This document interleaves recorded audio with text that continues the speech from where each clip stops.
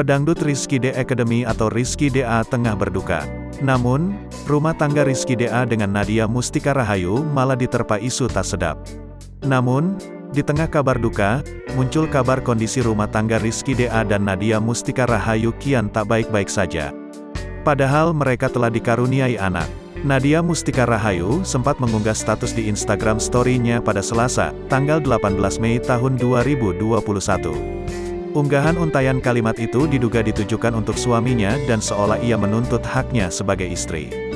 Kepastian laki-laki, itu adalah sebuah harga diri. Jika laki-laki benar sayang, maka pasti memberi kepastian. Dan kepastian itu bukan janji, tetapi bukti. Kalau laki-laki benar cinta, maka pasti sudah siap dan mantap, bukan sekadar ingin pacaran dulu. Bukan sekadar mau menjalani dulu, bunyi kata-kata bijak yang diunggah Nadia Mustika di postingan lain.